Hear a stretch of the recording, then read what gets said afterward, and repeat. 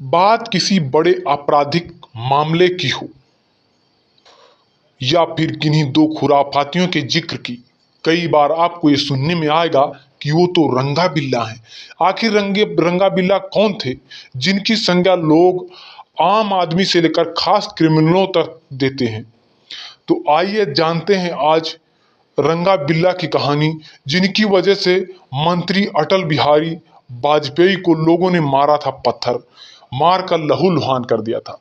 साथियों, अगर आप हमारे चैनल पर नए हैं तो हमारे चैनल को सब्सक्राइब कर लें। दोस्तों, एक वीडियो बनाने में बहुत मेहनत लगती है। दोस्तों, एक लाइक और एक सब्सक्राइब आपका हमारी उम्मीदों को और आगे बढ़ाता है। इसीलिए दोस्तों, अगर आप हमारे चैनल पर नए हैं तो प्लीज़ हमारे चैनल को सब्सक्राइब कर लें। चलो बिना देरी किए हुए हम वीडियो के आगे की ओर बढ़ते हैं।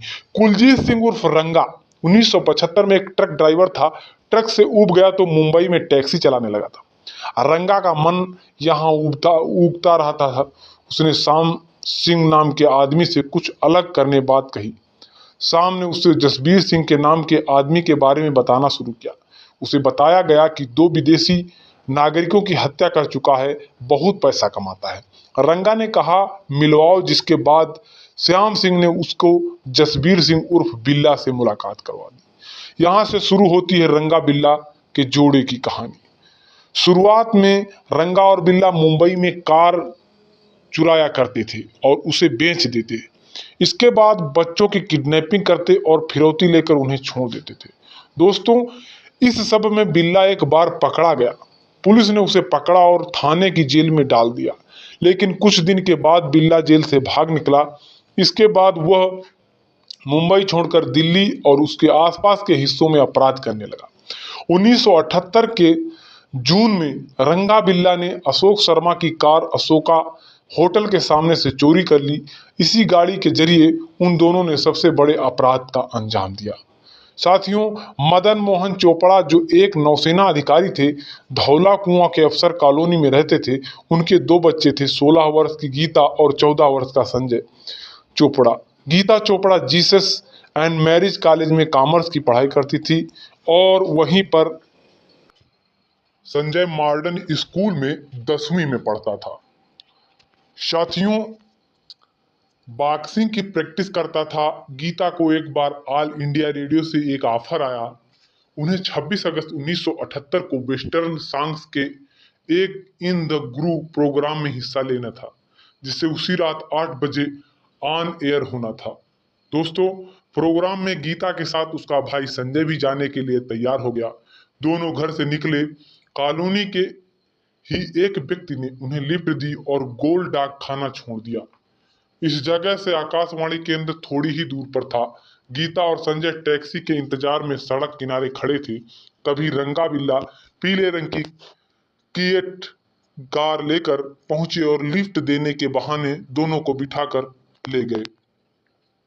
घर में बैठी माँ रोमा चोपड़ा ने 8 बजे रेडियो खोला तो वहां गीता को छोड़कर सभी की आवाज आ रही थी। उन्हें लगा कि शायद प्रोग्राम कैंसिल हो गया। उधर रंगा बिल्ला की नजर आपस में मिली और आंखों आंखों में ही इशारा हो गया, जिसके बाद गाड़ी आकाशवाणी के बजाय दूसरे रास्ते पर मोड़ दी गई। जिसके बाद गीता ने कहा कि आप हमें कहाँ ले जा रहे हैं, आकाशवाणी तो दूसरे रास्ते पर है। जिस पर दोनों ने उसे कोई जवाब नहीं दिया। गीता और संजय समझ गए थे कि हम फंस चुके हैं। साथियों, उन्होंने गाड़ी को रुकवाने की लाख कोशिश की, लेकिन बिल्ला ने धारदार हथियार से संजय के कंधे और हाथ पर हमला कर दिया। वहीं पर संजय चोपड़ा की शर्ट खून से सनी हो चुकी थी। गीता गाड़ी चला रहे रंगा के बाल पकड़कर खींचने लगी। रंगा हाथ छुड़ाने की कोशिश कर रहा था। वो एक साथ से गाड़ी चला रहा था और दूसरे से गीता के हाथों पर जोर जोर से वार कर रहा था। गाड़ी शंकर रोड के भीड़ वाले इलाके में रुकी। संजय ने शीशे से मुंह सटाकर जोर जोर से चिल्लाना शुरू कर दिया। संजय की आवाज भगवान दास ने सुनी। वो बंगला साहब गुरुद्वारे से नॉर्थ एवेन्यू की ओर स्कूटर से जा रहे थे। लड़के को चिल्लाता देख उसे रोकने की कोशिश की। एक अन्य व्यक्ति गाड़ी से लटक गया, लेकिन रंगा ने गाड़ी नहीं रोकी। भगवान दास ने पुलिस को सूचना दी। पुलिस को बताया गया कि गाड़ी में 2 बच्चे हैं। गाड़ी का नंबर यम आर के 8930 है। डीडीए के जूनियर इंजीनियर इंद्रजीत ने भी उस गाड़ी को देखा। उन्होंने बताया कि लोहिया अस्पताल के पास गाड़ी तेज रफ्तार से गुजरी और आगे जाकर धीमी हुई तो मैंने देखा कि गाड़ी में दो बच्चे चीख रहे हैं।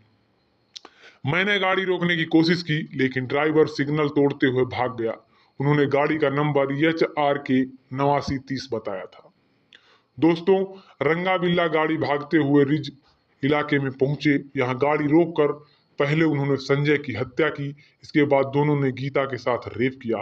बलात्कार के बाद रंगा गीता को उसके भाई की लाश की तरफ ले जा रहे था, तभी पीछे से बिल्ला ने तलवार निकाली और गीता की गर्दन पर वार कर दिया, जिससे गीता की मौके पर ही मौत हो गई। इसके बाद उसकी लाश को उठाया और सड़क किनारे फेंक कर भाग निकले। दोस्तों, 9 बजे पिता आकाशवाणी के कार्यालय पहुंचे। अंदर गए तो पता चला गीता और संजय यहाँ पहुंचे ही नहीं। मदन चोपड़ा भागकर धौला कुआं थाने पहुंचे, पुलिस से शिकायत की, लेकिन पुलिस के पास पहले ही 2 बच्चों के अगवा होने की शिकायत पहुंच चुकी थी। उस वक्त के SHO गंगा स्वरूप ने कोई कार्रवाई नहीं की। चोपड़ा से थाने की हरभजन सिंह ने कह दिया कि ये मामला हमारे थाना क्षेत्र के अंतर्गत नहीं आता है, बल्कि मंदिर मार्ग पुलिस स्टेशन में आता है, इसलिए वहां शिकायत करें। चोपड़ा के ही समर्थन में नौसेना के कई और अधिकारी थाने पहुंच चुके थे। पुलिस ने अगवा करने का मामला दर्ज किया और तलाश शुरू की। करीब 140 पुलिस वाले 30 अलग अलग गाड़ियों से दिल्ली के हिस्सों में बच्चों की खोज कर रहे थे। कहीं सुराग नहीं लगा तो पुलिस ने जंगल में जांच शुरू कर दी। पूरा दिन पानी बरसा, इसलिए पुलिस का अंधेरे में चलना मुश्किल हो रहा था। पुलिस नहीं खोज पाई। दोस्तों, 27 अगस्त को हरियाणा और यूपी पुलिस ने भी जांच शुरू कर दी। उत्तराखंड, बिहार, मध्य प्रदेश के साथ राजस्थान की पुलिस भी गीता और संजय को खोजने में लग गई। हरियाणा पुलिस ने उस गाड़ी को खोजा जिसे सबसे पहले भगवान दास ने देखा था। ट्रांसपोर्ट विभाग ने बताया कि HR के 8930 नंबर की गाड़ी के मालिक रविंदर गुप्ता हैं, लेकिन वो गाड़ी किएट नहीं थी। जो गाड़ी थी उसकी हालत इतनी खराब थी कि दिल्ली तक जा ही नहीं सकती थी। दोस्तों, 29 अगस्त को एक चरवाहे को लाश दिखी। उसने पुलिस को सूचना दी। दिल्ली पुलिस तुरंत पहुंच गई। सड़क से महज 5 मीटर दूर पड़ी लाश को बाहर निकाला। आसपास सर्च शुरू किया गया तो 50 मीटर की दूरी पर एक और लाश मिली। पुलिस अधिकारी मदन चोपड़ा को लेकर वहां पहुंचे। मदन ने देखते ही पहचान लिया। उन्होंने कहा, उनके मुंह से आवाज निकल रही थी। पुलिस वालों ने उन्हें संभाला। पोस्टमार्टम रिपोर्ट से पता चला कि गीता के शरीर में 5 और संजय के शरीर में 21 गहरे घाव थे। दोस्तों, रंगा बिल्ला 28 सितंबर 1978 को कालका मेल के उस डिब्बे में चढ़ गए जिसमें सारे फौजी भरे थे। उनसे सवाल जवाब किया तो धौंस दिखाने लगे। आर्मी के ही एक अफसर लास नायक एवं शेट्टी ने पिछले दिनों उनकी फोटो अखबार में देखी थी। उन्होंने उन्हें पहचान लिया।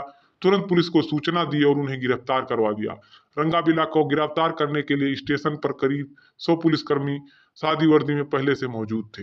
लाश मिलने के बाद दिल्ली में हंगामा हो गया। लोकसभा के अंदर कांग्रेस के नेताओं ने जनता दल के खिलाफ नारे लगाए। तत्कालीन PM मोरारजी देसाई से इस्तीफे की मांग होने लगी। मोरारजी देसाई खुद पीड़ित के घर गए। उस वक्त के विदेश मंत्री अटल बिहारी वाजपेयी दिल्ली में प्रदर्शन कर रहे लोगों से मिलने पहुंचे। दोस्तों, किसी ने पत्थर उछाल दिया। पत्थर अटल जी को लग गया और उनका कुर्ता खून से लाल हो गया था। सरकार की किरकिरी हो गई तो पुलिस को अलर्ट के लिए कहा गया। दोस्तों, गिरफ्तारी के बाद केस बहुत तेज चला। पुलिस ने दोनों से अलग अलग पूछताछ की। DNA जांच हुई। सारे सबूत और DNA रंगा बिल्ला से मैच कर गए। सेशन कोर्ट ने दोनों को फांसी की सजा सुनाई। रंगा बिल्ला ने दिल्ली हाईकोर्ट में याचिका दायर की। 26 नवंबर 1979 को हाईकोर्ट ने भी फांसी की सजा बरकरार रखी। रंगा ने सुप्रीम कोर्ट में याचिका दायर की। सुप्रीम कोर्ट ने खारिज करते हुए कहा, फांसी से कम कोई सजा नहीं। रंगा बिल्ला के पास अब राष्ट्रपति को दया याचिका भेजने का विकल्प था, जिसके बाद उन्होंने उस वक्त के राष्ट्रपति नीलम संजीव रेड्डी को याचिका भेज दी। राष्ट्रपति ने भी कोर्ट की इस खारिज कर दिया। अब फांसी की तारीख तय होना बाकी थी। इस पूरी कार्रवाई के दौरान बिल्ला हमेशा उदास रहता था और रोता रहता था। वो कहता कि वो निर्दोष है, उसे रंगा ने फंसा दिया, और रंगा कहता कि रब सब जानता है, मैंने कुछ किया ही नहीं। फांसी की तारीख 31 जनवरी 1982 तय कर दी गई। फांसी देने को मेरठ से कालू जल्लाद और फरीदकोट से फकीर को बुलाया गया। फांसी के लिए रस्सी बिहार के बक्सर से आई। जेल प्रशासन ने दोनों जल्लादों को उस वक्त 150 रुपए में ओल्ड मांक शराब मंगाकर पिलाई। जेल प्रशासन की माने तो पूरे होश में रहने वाले व्यक्ति किसी की जान नहीं ले सकता। तिहाड़ जेल प्रशासन ने दोनों को सुबह 5 बजे जगाया। रंगा नहाया लेकिन बिल्ला ने नहाने से इनकार कर दिया। उन दोनों को फांसी के तख्ते पर लाया गया। हाथ पीछे बांधे और चेहरे को काले कपड़े से बने थैले से ढक कर दिया गया। फांसी के तख्ते पर पहुंचने पर रंगा ने जोर जोर से नारा लगाया, जो बोले सो निहाल, सत श्री अकाल। तभी जेल के सुपरिंटेंडेंट आर्य भूषण शुक्ल ने लाल रुमाल हिलाया और दोनों जल्लादों ने लीवर खींच दिया। 2 घंटे बाद जब डॉक्टरों ने चेक किया तो बिल्ला मर चुका था, लेकिन रंगा की नाड़ी चल रही थी क्योंकि उसने फांसी के वक्त सांस रोक ली थी। एक कर्मचारी फांसी के तख्ते से नीचे उतरा और उसने रंगा के पैर खींचे। बिल्ला और रंगा के घर वालों ने अंतिम संस्कार के लिए लाश लेने से मना कर दिया। जेल प्रशासन ने अपनी तरफ से उनका अंतिम संस्कार करवाया। साथियों, ये खूंखार दरिंदों की कहानी कैसी लगी कमेंट बॉक्स में जरूर राय दें। ऐसे दरिंदों के लिए तो फांसी ही सही है। नमस्कार।